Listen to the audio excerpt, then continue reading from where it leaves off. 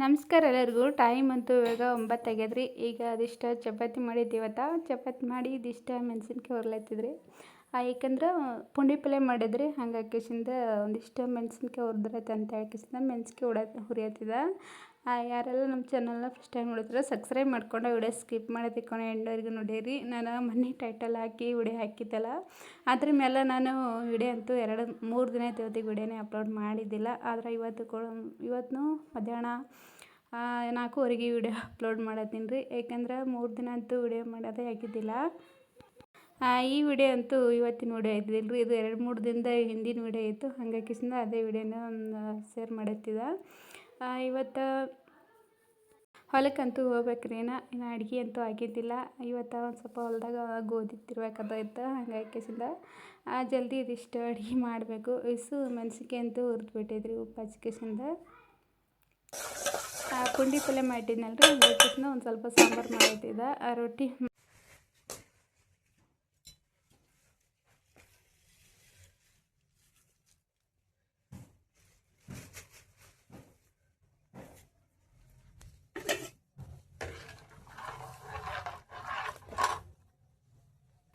ಇವತ್ತು ಊಟಕ್ಕಂತೂ ಒಂದಿಷ್ಟು ಮೆಣಸಿನ್ಕಾಯಿ ಹೊಡೆದ್ರಿ ಮತ್ತು ಚಪಾತಿ ಮಾಡಿದ್ದ. ರೊಟ್ಟಿನ ಒಂದಿಷ್ಟು ಮಾಡಿದ್ದ.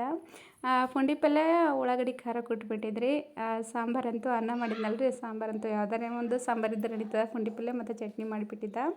ಹೊಲಕ್ಕಂತೂ ಏನೋ ಹೋಗ್ಬೇಕ್ರಿ. ಟೈಮ್ ಭಾಳಷ್ಟು ಆಗ್ಯದ. ಈಗ ಬುತ್ತಿ ಕಟ್ಕೊಂಡು ಅದಿಷ್ಟೇ ಅದ. ಬುತ್ತಿ ಕಟ್ಕೊಂಡು ಹೋಗ್ಬೇಕು ಜಲ್ದಿ ಹೊಲಕ್ಕೆ. ಇವತ್ತು ಜೋಳ ಕೊಯ್ಬೇಕಂತ ಹೇಳ್ಕಿಸಿಂದ ಬಂದಿದ್ದೇವೆ ಹೊಲಕ್ಕಂತೂ. ಆದ್ರೆ ನಿನ್ನೆ ಒಂದಿಷ್ಟು ಮಳೆ ಬಂದಿತ್ತು. ಮಳೆ ಅಂದ್ರೆ ಜಾಸ್ತಿ ಏನು ಬಂದಿದ್ದಿಲ್ಲ ರೀ. ಆದ್ರೂ ಒಂದು ಸ್ವಲ್ಪ ಜಾಸ್ತಿ ಅಂದ್ರೆ ಕೊಯ್ದು ಹಾಕಿದ್ದೆಲ್ಲ ಬೆಳೆ ಎಲ್ಲ ತಯ್ಯಪ್ಲೆ ಬಂದಿತ್ತು. ಜಮಿ ಮನೆ ಒಂದು 3 ದಿನ ಕೊಯ್ದು ಹಾಕಿಬಿಟ್ಟಿದ್ದೇವೆ ರೀ. ಈಗೇನು ಮಳೆಯೋದು ಏನು ಬರೋಂಗಿಲ್ಲ ಅಂತೇಳಿ. ಯಾಕಂದ್ರೆ ಜಮಿ ಜಾಸ್ತಿ ಎಲ್ಲ ಒಣಗಿಬಿಟ್ಟಿತ್ತು.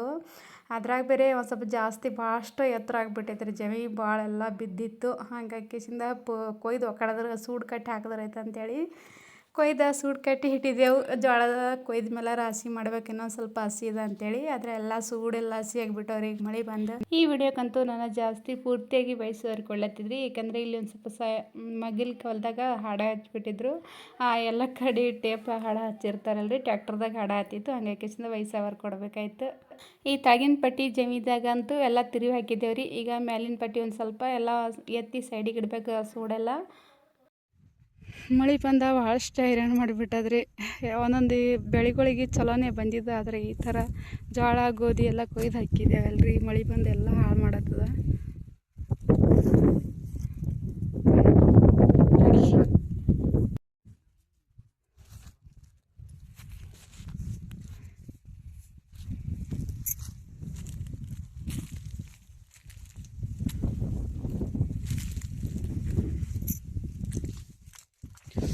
ಬಿಸಿಲೊಂದು ಭಾಳ ಆಗ್ಯದ್ರಿ.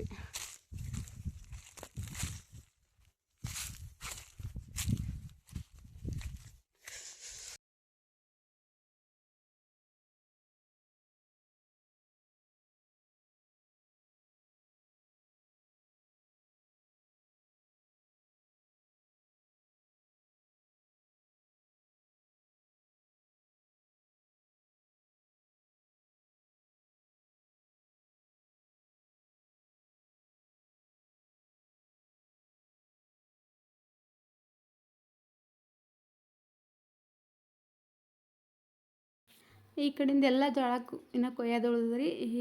ಈ ಕಡೆ ಸೈಡಿಂದೆಲ್ಲ ಕೊಯ್ದಿದ್ದೆವು. ಇವತ್ತು ಒಂದು 3 ಮಂದಿ ಬಂದಿದ್ರಿ ಜೋಳ ಕೊಯ್ಲಕ್ಕೆ. ಅವ್ರೊಂದು 3 ಮಂದಿ, ನಾವಿಬ್ಬರು ಒಂದು 5 ಮಂದಿ ಕೂಡಿ ಕೊಯ್ದಿದ್ದೇವೆ ರೀ ಸೈಡಿಂದೆಲ್ಲ. ಆದರೆ ಈ ಕಡೆ ಇನ್ನೊಂದು ಸ್ವಲ್ಪ ಐತ್ರಿ. ಜಾಸ್ತಿ ಅಂದ್ರೆ ಸ್ವಲ್ಪ ದಟ್ಟ ಭಾಳ ಐತ್ರಿ. ಹಂಗಾಗಿ ಕೊಯ್ಬೇಕಾದ್ರೆ ಭಾಳಷ್ಟು ಲೇಟ್ ಆಗ್ತದ. ಟೈಮ್ ನೋಡ್ರಿ ಇಷ್ಟು ಆಗ್ಯದ. 10 ಅಂತೂ ಹೋಲಾಗತ್ತವ. ದಂಧೆ ಅಂತೂ ಬಿಟ್ಟಾರ್ರಿ ಇವಾಗ ಮನೆಗೆ ಹೊಂಟೀವಿ. ಇನ್ನು ಅಲ್ಲಿ ತನಕ ಅದಾರ. ಅದೆಷ್ಟು ಬಂದ್ರಿ ಕಾಣುತ್ತೋ ಅಷ್ಟು ಕೊಯ್ದಿಲ್ಲೇನ. ಈ ಕಡೆದು ಇಷ್ಟೇ ಕೊಯ್ದಿದ್ದೇವೆ ಇವತ್ತು. ಎತ್ತುಗಳಿಗೆ ಒಂದಿಷ್ಟು ನೀರು ಕುಡಿಸಿ ನೀವು ಹಾಕ್ಲತ್ತಿದ್ರು ಅವರು.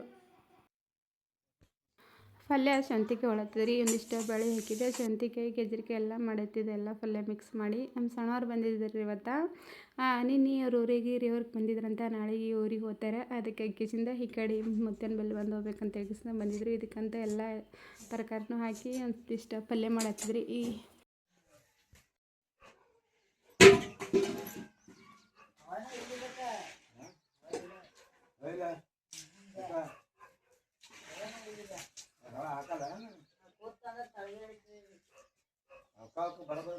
ಗಾಡಿ ಓಡ್ಬಾರ್ದು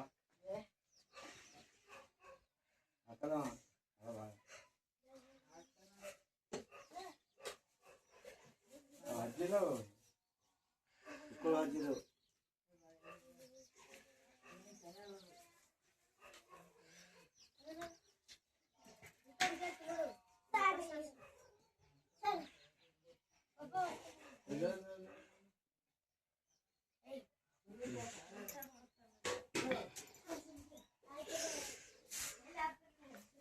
ಗೆಜರಿಕಾಯಿ ಬದ್ನಿಕಾಯಿ ಸೌತೆಕಾಯಿ ಬಟಾಟೆ ಎಲ್ಲ ಹಾಕಿ ಪಲ್ಯ ಮಾಡುತ್ತೇನೆ ರೀ.